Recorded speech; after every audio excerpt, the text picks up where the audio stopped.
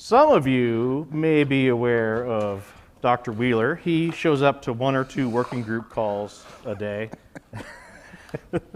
No, I think David is on pretty much, tries to make the rounds of every working group, very busy in trying to help us in open source security, and also a topic that's very near and dear to my heart, education. David Wheeler is the Director of Supply Chain Security for the Linux Foundation, and is also a passionate educator. He's written several books and papers on security, and he lectures on developing secure software at George Mason University. David helped lead the development of the CII Best Practices Badge, which is now branded the OpenSSF Best Practices Badge. That's right. Yeah. And he has helped numerous open source projects operate more securely. He's the author of Developing Secure Software Training course, which is available through edX or the LF Training for free. It is my pleasure to turn the stage over to my friend, Mr. Wheeler. Thank you, sir. You're going to talk about an awesome, amazing topic. Thank you. Thank you very much. Okay. Yeah, I hope. Well, thank you. Yeah, so technically, I am a doctor, but my experience has been whenever someone calls me Dr. Wheeler, that means I'm getting set up. And clearly, it's no different today. Okay, I actually think we're starting slightly early. Is that okay? We're about 5 minutes ahead. Are we okay with that? I'm getting the thumbs up. Okay, so for those who didn't come early, they're going to miss out. At least I'm going to hopefully provide some information that they wanted to see. All right, so as Crow mentioned, I'm David A. Wheeler. I'm going to talk about education and training, and hopefully this will be more than just education good, ignorance bad, although I actually believe that that's true. But we want to delve in because education, I think most of us will agree, is pretty important. But let me drill down a little bit further. If you read the abstract for this talk, here's what I said I'm going to do, and hopefully I'll be able to do that. I'm going to try to claim that many software developers are receiving inadequate education and training on how to develop and distribute secure software. I'm really thinking the whole mix, development, building, distribution, operations, and so on. I'm going to discuss both why it's a problem and some steps that we're taking to correct that. But I can't say that we've got everything all done or even all the steps all completely laid out. What you're seeing is the bridge being built. So first, I want to try to argue and convince you that we have more generally a serious cybersecurity skill and education gap, and that includes the knowledge about how to develop secure software within the development world. And I'm a big believer in trying to get actual data where you can. So here's some interesting data points I think kind of justify the claim. So CSO Online 2016 said that 46% of organizations said they had a problematic shortage of cybersecurity skills. 5 years later, you can see it's going in the direct direction. Now 57% of organizations are having a problem. Great. Okay, now granted, the questions weren't worded exactly identical, but I don't think the overall impression is wrong. I think what you're seeing right now is there's already a skills gap and we have more demand. When you have more demand and not enough supply, the results are not good if you're the one trying to get the supply. Data Economy claims 4 million unfilled cybersecurity positions. There's a lot of quibbles you can say about this kind of data, but I think other people have agreed. You can quibble about how you measure it, but there's clearly a gap. Ponemon basically has a report in 2020 that 53% of developing organizations don't ensure that they have training on what they call secure coding. By the way, it may seem strange, but I actually don't. I'm going to use the phrase secure coding in several places because that's what my sources use, but I'm actually not a fan of that phrase. Coding is a very narrow part of software development. Okay, and when you're doing software development, it's not just typing in text into a screen. Okay, there's a whole lot more that goes on. You have to figure out what to do. Okay, but that's okay. This is what my sources are using. 2019, there's no top 40 U.S. what they call coding or top 5 non-U.S. computer science school requiring secure coding. Now, hey, in 2022, we had a slight improvement. Looking at only the top 24, we now have 1. Anybody know who it is? I'm sorry? Name names. Okay, it's UC San Diego. So good for you, UC San Diego. Shame on you for everybody else. Shame on you. And this report in the bottom here, I mean, you can see the report, but you know, the interesting phrase I pulled out is, universities don't train computer science students in security. And isn't that wrong? I think it's terribly wrong. I have an engineering degree, and they didn't let me out with some other things you might not think of as engineering, things like ethics and economy, you know, things that, well, that didn't involve designing circuits. Yeah, but you still need to know that. And I think security nowadays is a critical part of knowing about software development. All right, LF did a survey. And what we found was that when people were queried, they were asked, hey, which of these things would be helpful for improving open source software security? And now we're narrowing much more specifically on open source software and security. Okay? And people were allowed to answer with multiple answers. So you're not going to see a total of 100%. The top three, well, the first one was best practices. I'm sure Krob is very happy to hear that. Number two was tools. Okay? But number three, in terms of agreement, was more training in secure and memory-safe programming for the open source software community. So there's clearly a widespread view that training would be really, really helpful. Okay, and you can look at some of these numbers, and so, but you know, there's widespread agreement. Now, when I went out and looked and, hey, what's the data and the statistics telling me? There was one study that at first seemed to contradict this. But in fact, I think what it's telling is a story of efforts trying but not succeeding to deal with the problem, okay?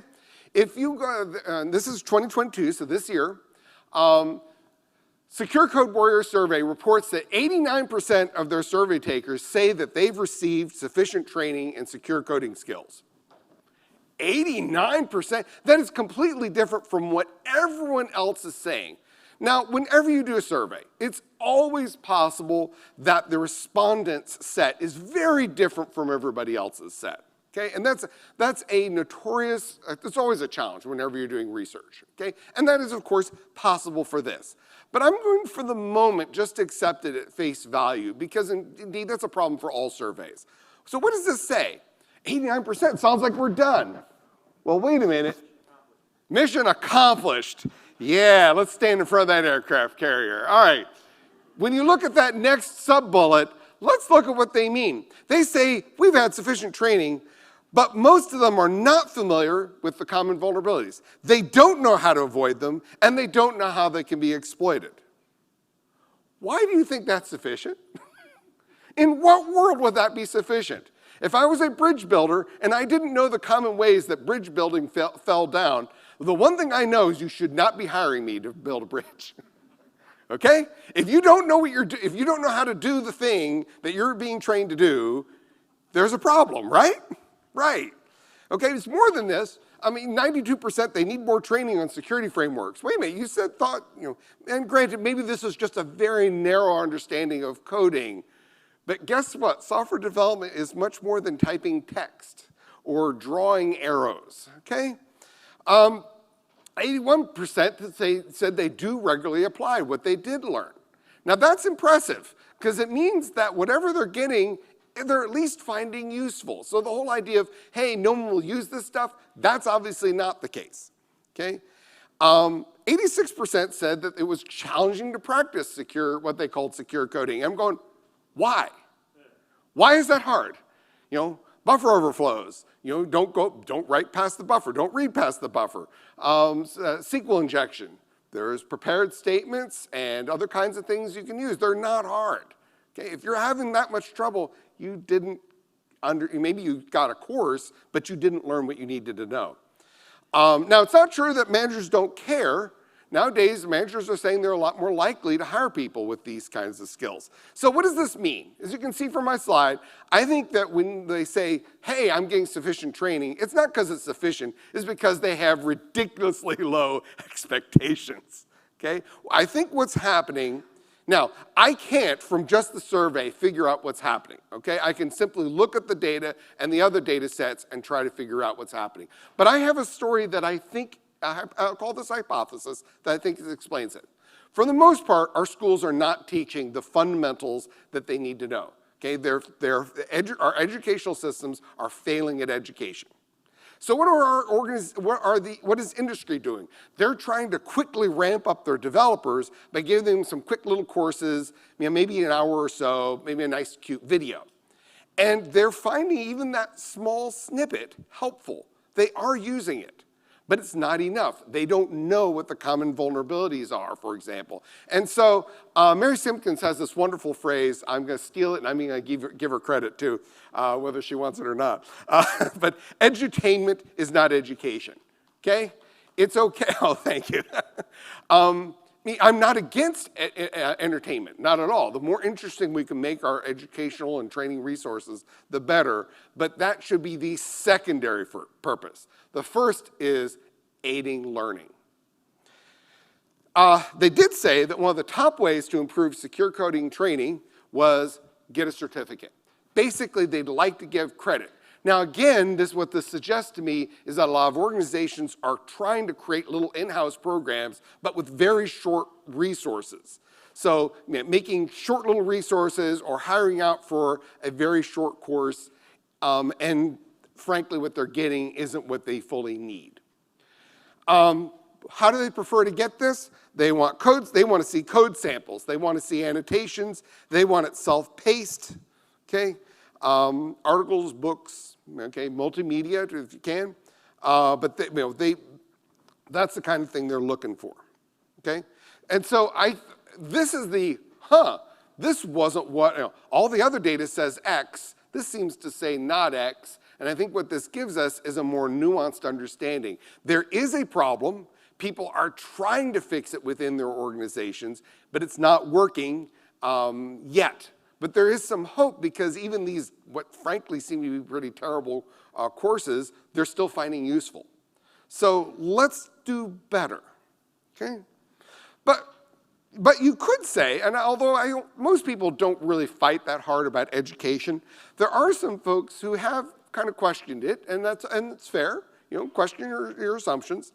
Aren't there alternatives? Because educating developers, that takes time, that's work. Can't we do some other things? Well, we've definitely tried other things. Certain large organizations, who will remain nameless, you can probably guess them, have tried we're just going to take some insecure software and configure it. We'll turn the knobs and run some stigs, and we're going to suddenly make this insecure software secure. And what they found out is that you can't do knob twiddling to turn insecure software into secure software. Okay? Yes, you can turn on some more secure configurations. Yes, you can disable some very insecure protocols. But in the end, the software has to actually be designed to be secure. You can't just twiddle some knobs to make it secure. What about training the end users? Well, here's a problem. End users actually have work to do, and it isn't babysitting insecure software. Okay? I'm not against education in general. And sure, there are cases where you can at least try, but frankly, you're never going to get a lot of satisfaction of trying to train everybody who uses a computer. Okay, that's too large. The ocean is too big. Okay, and frankly, user training for the most part is pretty ineffective. If you look at the click-through after you've had, I've trained on, don't click on that link in an email. Oh, you don't think they'll do it tomorrow? You know they will. And they'll do it, and you know what? Here's the dirty secret. If you can't click on a link from an email, you design some software badly. That's what links are for, okay? They're to click on them, that's what they're for. So if you can't do that safely, then the software is wrong, not the user. All right, why not use tools? Now here, we are getting actually a fairly good retort, okay? Because I actually do believe tools are absolutely necessary. But they're not sufficient, okay? False positives require human judgment, okay? Almost every tool is going to report things that are an issue from the point of view of the tool, but are not really security issues. Conversely, pretty much all tools are going to miss some things, okay? And this means we have to have human judgment, which means we need to have users who can understand what the tools are saying or not saying, okay? There's an old phrase, a fool with a tool is still a fool. Years back, one of the things that I've done, I implemented years ago, is a little static analysis tool. Somebody scans a program looking for vulnerabilities. It found some vulnerabilities, but don't worry, they inserted some comments above each line to disable the report. That fixed the vulnerabilities. No, it did not. There are 2 CVEs with the name of my tool in there because it found the vulnerabilities and they didn't know what the tool was telling them. And then it's not that the tool's hard to use, it's that you have to, the tool on the other end of the eyeballs needs to be ready. All right, so why not just use secure by default APIs? Now here, we are in total agreement. We should, as much as possible, make things secure by default, both for end users and for developers. But the problem here is, who do you think makes these APIs? They do not fall from the heavens. Some developer had to figure out the APIs. And if a developer has to figure out an API, they have to know what security is so they can make an API that's secure by default. So we're back to, it's not that this is wrong, but it's insufficient. We need education. And really, yes, we do need tools. We need secure by default APIs, but we also need education in order for those other aspects to work effectively. They work together, not in opposition. And really, I would also say, prepare for the future. Attackers are intelligent adversaries. If you block off one path, they're going to look for another. And so we need to have intelligent defenders to deal with intelligent adversaries. All right, so with that, as you probably know, one of the first things the OpenSSF did was release a course on how to develop secure software. You can blame me, I'm the primary author of it. But with lots and lots of help and review, I thank every single one of you. It's basically approximately, I think, 16 hours to go through, and that includes clicking on some other links. And it covers, you can break into 3 areas: requirements design and reuse, implementation, and then verification and other specialized topics. And the idea is that it's supposed to teach the fundamentals of developing secure software.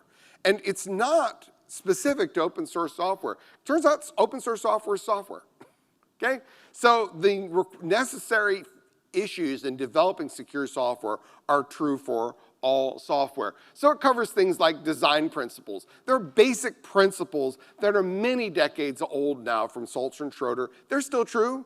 They're going to be true next 10 years, next 20 years, next 30 years too. So developers should know them. Using accept lists, not deny lists. You should know what the most common kinds of vulnerabilities are and how to prevent them from happening. Okay, if your software is going to have vulnerabilities, at least make it a whole new kind no one's ever seen before. Okay? The vast majority, you'll see different numbers, but anywhere from 90% to 95% are the same old things. There's reasons why they're the same old things. Once you're aware of them, it's not hard at all to prevent them. The course is built for many small modules, and in fact, the text is available under CC BY, so you can go and use it in all sorts of ways. And if you are interested in taking the course, there's a link right there. Okay. Now, initially it was available on edX 2020. Now, the course is free, but there is a time limit, and if you want to get a certification of completion, that does cost money. This is basically how edX works, and that's fine. But a lot of people are saying that, hey, we're concerned, if those costs of certifications are potentially a blocker. We want to encourage people to be able to prove that they took the course. So on March this year, we made the material also available on the LF training and certification platform. Okay, it has a slightly different name, but it's exactly the same material. And here now on this platform, the course is free, but with no time limit. And the certifications themselves are also free. And, and once you complete it, it's good for 2 years. We're going to continue to make it available also on edX because a lot of people like the edX platform. Many organizations have special agreements with edX. We want this information to get out to all sorts of folks. So we plan to support both platforms. And I have a cool new announcement. Ooh, okay, so some of you already know about this, okay? But, all right, so as of today, I want to announce that we're gonna add yet another way people can get access to this course material. It's something called SCORM Connect. Those of you who are really into the learning systems will already know what that is. So it turns out that a lot of educational institutions, think universities, colleges, and so on, and a lot of large organizations have their own systems, what they call learning management systems. There's a lot of these in the market.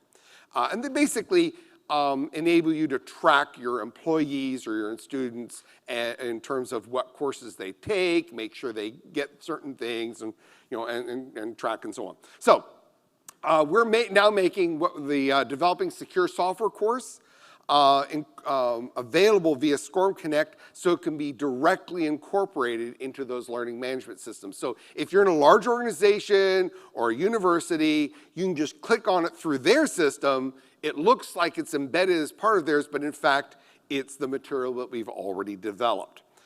This is free for OpenSSF Premier members. If you're not an OpenSSF Premier member, but a member, you can talk to us later. And we're also going to make it free to accredited educational institutions because we want to get this out. Other organizations can absolutely include it. We would love for lots of folks to incorporate. We're trying to get this information out in as many different forms and ways as we can. It is going to be an annual fee for other organizations because it actually turns out to be costing a non-trivial amount for this sort of stuff. So but this is as far as I could get people to swallow paying our costs. But that said, we don't feel like if you don't fit those categories, you can't do this. Absolutely, come talk to us. Okay. Again. This provides another mechanism so developers can learn about this. And it enables integration. The course is going to continue to be free via LF's training certification and the edX platforms. So if you're an individual or small business, you don't have one of these systems, don't worry about it. Just take it through the mechanisms we already have. We're not removing anything, we're adding something. Okay?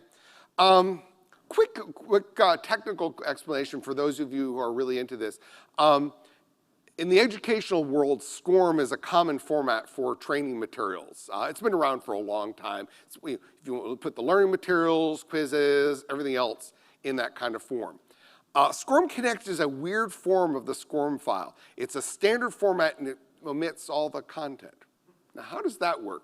Well, what it has is it has a little redirect that says, hey, to get the content, go over here to this website. Okay? Now, why do that?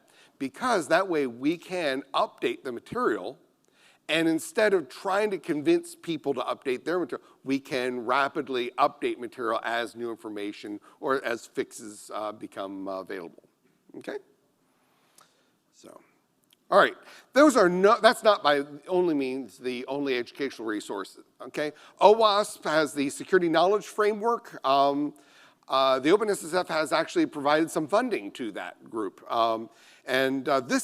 SKF is a different approach, although they actually embed the course within their materials, the other course I just mentioned.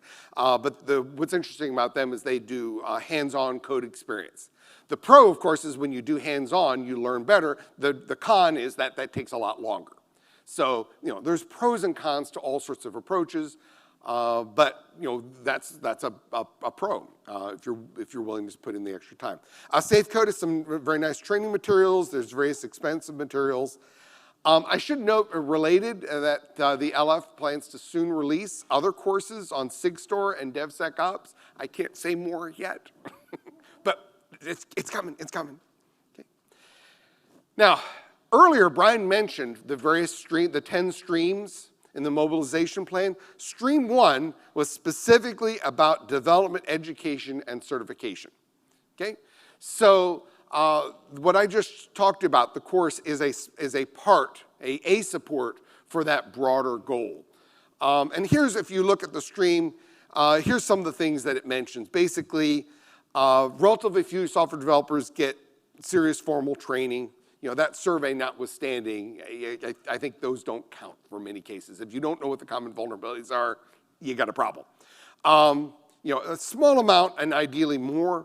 And there are some modules, training modules available free, like ours and the OWASP one. And basically, we want to make things better.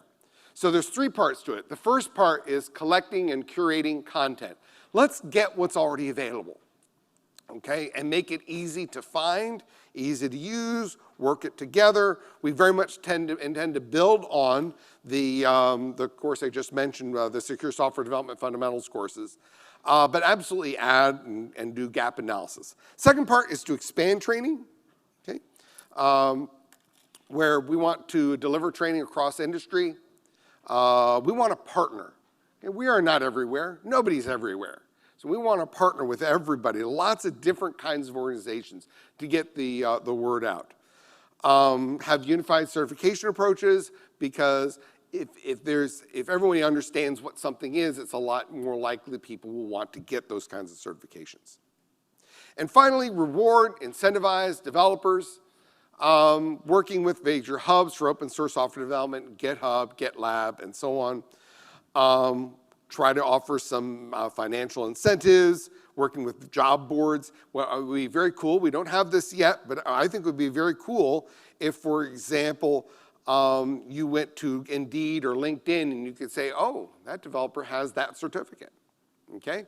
Or you went to GitLab and GitHub and looked on their page and, oh, look, they know how to do this.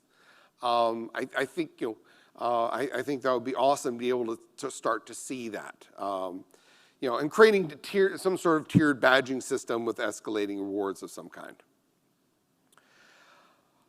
When we first publicly released the mobilization plan, we intentionally had breakouts to discuss each of the streams to get feedback, thank you, on those. And one of the ones that we had was a discussion about stream 1.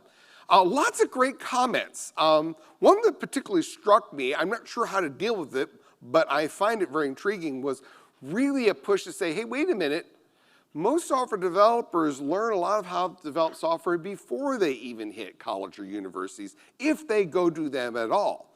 And there are various numbers, but a vast number, somewhere around half of software developers don't go to universities, colleges, at least for learning how to develop secure software. It may develop software. It may even be much larger, but it's a significantly large number. And whether it's a majority or minority doesn't matter. There's a lot of folks you won't hit if you only hit, say, the computer science and software engineering and those kinds of degrees. So push education back to K through 12, and really especially at the high school level, and trade schools. Covering universities and code boot camps and existing practitioners, increasing the demand for these courses. Maybe we can find ways for governments to incentivize this. Okay, and in fact, I mentioned some of you earlier. Translations for international consumption. I learned a little French, and the main thing I learned is that nobody wants to hear my attempts at French. So, okay, so we really want to make this international, and part of that's going to need to be figuring out how to get translations. So, if you are interested in improving the world of having software developers educated and trained in how to actually write secure software, what do you do? Well, hey, if you develop software, there's an easy one. Take a course, at least one, okay? Software development is as long as you're going to do software development, it's a lifelong commitment to learning. That's not necessarily a bad thing. But if you're going to develop software, you need to learn how to develop secure software. Go to that link, take the course. You want to do the OWASP SKF, that's great. There's others too. Obviously, I developed one of the courses, so I like my course. But you know what? I'm way more concerned about taking a course. I don't care if you take that particular one. I'm much more concerned, do you know what you need to know? Work with and oversee, if you work with and oversee those developing software, encourage them to learn, okay? If you manage other software developers, you probably already know that this is an issue. Well, yes, it's a pain to stop for the moment and learn something, but it pays dividends over and over and over again. Improve existing training materials, okay? So for example, if you want to improve the course I just talked about, it's on GitHub. Okay, it's CC BY. File an issue, or even better, a pull request. Okay, and in fact, one interesting thing we've actually been talking about for several months about how to make some interesting little pictures to jazz it up and maybe help explain better. So I just got permission this morning from OpenAI to use DALL-E to create some graphical images that we hope will clarify some of the concepts that are taught in the course. Will it work? I don't know, but we're going to do an experiment and find out. And I think that's really key, is let's look for ways to try to make things better. Repeat. If the experiment doesn't work out, okay, you learned something, but if it does work out, you've made an improvement. And if you do enough of those, the results are going to be better for everyone. If your organization has a learning management system, consider adding the OpenSSF course. Okay? You don't have to be an accredited university or an OpenSSF Premier member, but if you are, then hey, it's free. And if you're not, come talk to us anyway. Okay? Because we would like to see more and more developers understand this material, this kind of material. And finally, OpenSSF Best Practices Working Group is creating within it an education SIG. And the idea is to convert these higher level ideas into a plan, and more importantly, implement the plan. There are way too many people who think that planning is, create the plan and then you're done. Please, no, okay? In fact, whatever you end up with is probably going to be different than your plan, and that's all right. We need to implement. And join us, and if you're interested in the OpenSSF Best Practices Working Group, there's the link. So, education is a key part of improving tomorrow's security, and here's some of the ways we're trying to get there. So, with that, thank you very much.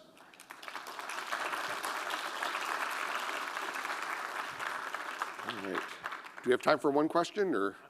All right, one question. I may give you an I don't know, by the way. Yes.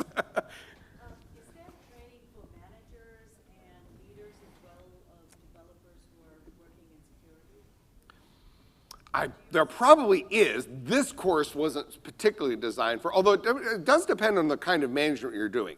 There's a whole lot of managers who also write code, and for those folks, I think that the course on developing secure software is still absolutely apropos. That course really does assume that you know how to develop an A programming language, though. So I imagine that there's such courses, but I don't know of them offhand. Crow? There's also opportunity, since we have both the working group and this new SIG. If someone's interested in collaborating on making that material, that's absolutely a work stream we could help facilitate. Yeah, yeah. So I don't know. I would say step one is let's go find out, research, and if it doesn't, that does sound like something that should exist. 4 minutes? Okay. I hate to take away all the time, but the extra time we got. So. Oh, wait, I see a hand in the back, I think. My eyesight's terrible.